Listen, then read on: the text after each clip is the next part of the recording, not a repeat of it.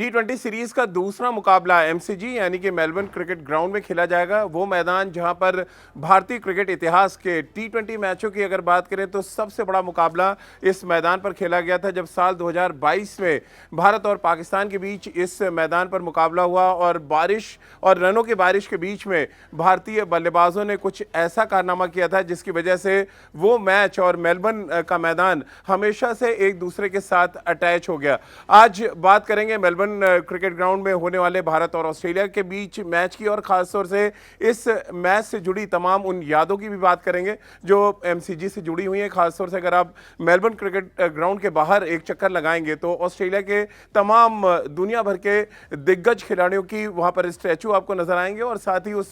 Statue के नीचे उनकी पूरी हिस्ट्री आपको पढ़ने को मिलेगी। यानी कि ऑस्ट्रेलिया क्रिकेट से अगर आपको रूबरू होना है तो फिर आपको एमसीजी एक बार जरूर जाना चाहिए। अब चलिए मेलबर्न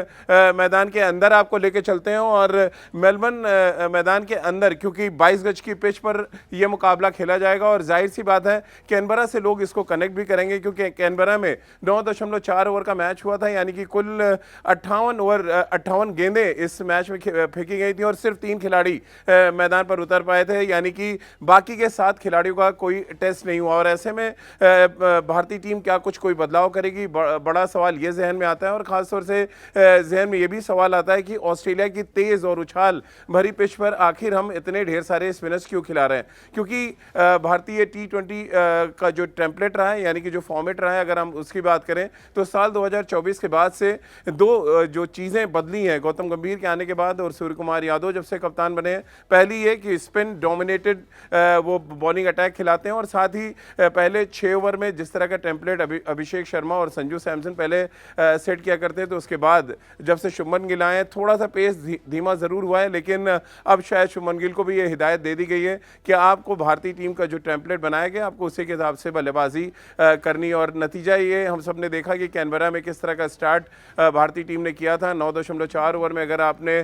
90+ का स्कोर लगा दिया था बोर्ड पे तो फिर जाहिर सी बात है आपने बहुत अटैकिंग क्रिकेट खेली थी, और एक ऐसी पिच पे जो बहुत तेज गेंदबाजों के लिए अनुकूल मानी जाती है। और खासतौर से अगर आप ऑस्ट्रेलिया का बॉलिंग लाइनअप देखें जहां पर जॉश हेजलवुड है, नाथन एलिस खेल रहे थे, बार्टलेट खेल रहे थे, और इन सब गेंदबाजों की बहुत पिटाई हुई थी। अब सवाल बड़ा ये है कि मेलबर्न क्रिकेट ग्राउंड में क्या होने वाला है, क्या प्लेइंग 11 में कुछ बदलाव देखने को मिलेगा, क्या ड्रॉप इन पिच यानी कि मेलबर्न में जो ड्रॉप इन पिचेस होती हैं क्या उन पिचेस पर भारतीय टीम कोई बदलाव करेगी, एक एक्स्ट्रा सीमर खिलाएगी, या अर्शदीप को क्या प्लेइंग 11 में जगह मिलेगी, या सेम प्लेइंग 11 भारतीय टीम इस मैच में उतारने जा रही है। तो सबसे पहले भारतीय टीम के प्लेइंग 11 की अगर बात करें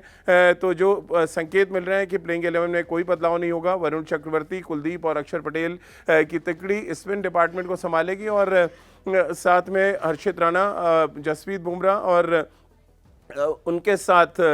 जो बाकी के गेंदबाज हैं मुझे लग रहा है वो एक अच्छा खासा बॉलिंग अटैक आपके सामने लाकर रखेंगे। अब बात अगर ऑस्ट्रेलियाई टीम की करें, ऑस्ट्रेलिया भी कोई बड़ा बदलाव करने नहीं जा रहा। मे बी शायद एडम जंपा को यहाँ पर टीम में शामिल किया जाए, और उसके पीछे की बड़ी वजह यह है कि मेलबर्न क्रिकेट ग्राउंड का जो साइज़ है वो कैनबरा से काफ़ी बड़ा है, और दुनिया के सबसे बड़े क्रिकेट मैदानों में से एक एमसीजी को माना जाता है। और यहाँ पर रेस स्पिनर्स के पास बहुत चांस होता है कि गेंद हवा में जाए, और अगर हवा में जाती है तो फील्डर्स के पास भी चांस होता है कैचेस पकड़े जाने का। 1,10,000 दर्शक इस मैदान पे बैठ सकते हैं। आप अंदाज़ा लगाइए कि जब जैम पैक्ड स्टेडियम होगा, यानी कि भारतीय दर्शक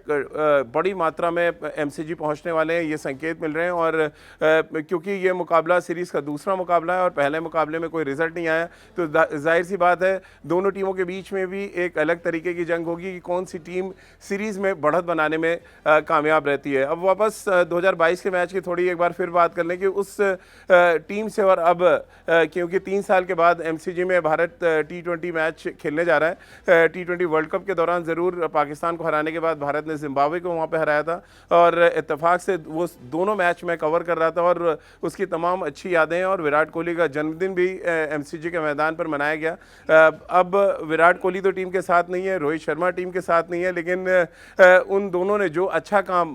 ओडीआई सीरीज के आखिरी मुकाबले में किया, यानी कि सिडनी के मैदान पे जिस तरह की बल्लेबाजी उन्होंने की, एक मोमेंटम सा सेट किया और उस मोमेंटम को आगे ले जाने का काम अब सूर्य कुमार यादव और उनकी सेना को करना है। यानी कि जो टॉप 6 बल्लेबाज हैं, जो एक टेम्पलेट सेट है इन दोनों T20 फॉर्मेट में, और आने वाले समय में क्योंकि आपको वर्ल्ड कप खेलना है फरवरी के महीने में, और जो भी आपको T20 मैचेस मिल रहे हैं वो आप उसको एक कहते हैं ना, फिल्म रिलीज होने से पहले ट्रेलर की तरह उसको देख सकते हैं, तभी आपको पता चलेगा कि बॉक्स ऑफिस यानी कि वर्ल्ड कप में भारतीय टीम का प्रदर्शन कैसा रहता है। अभी फिलहाल अगर ऑस्ट्रेलिया दौरे पे बात करें तो सिर्फ बल्लेबाजों का टेस्ट हुआ, वो भी 3 बल्लेबाजों का, जिसमें अच्छी बात ये रही कि सूर्य कुमार यादव जो टीम के कैप्टन है, एशिया कप में उनका बैट नहीं चला था, यानी कि वो बहुत अच्छे फॉर्म में नजर नहीं आए थे।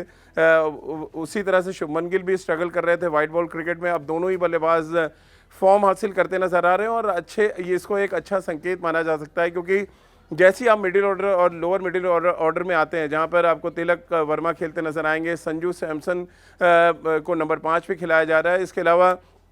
जिस तरह से ओवरऑल अगर आप टीम को सिनेरियो देखें तो टीम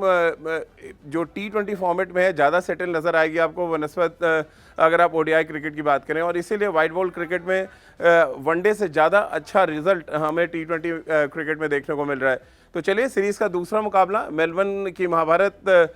में कौन जीतेगा कौन हारेगा, ये इसके लिए आपको थोड़ा सा इंतज़ार करना पड़ेगा, लेकिन एक बात तो तय है कि 40 ओवर की क्रिकेट में क्रिकेट का रोमांच अपने चरम पर होगा। और ख़ास तौर से एक बार फिर अगर आप बल्लेबाज यहाँ पर डोमिनेट करते नजर आए, कुछ बड़े बड़े शॉट्स और कुछ ऐसे हिस्टोरिकल शॉट्स आपको देखने को मिले, तो आप थोड़े आश्चर्यचकित मत होइएगा, क्योंकि कैनबरा में एक शॉट सूर्य कुमार यादव ऑलरेडी खेल चुके हैं, जब उन्होंने एक लैप स्वीप हेजलवुड को मारा, और उसका प्रोमो अब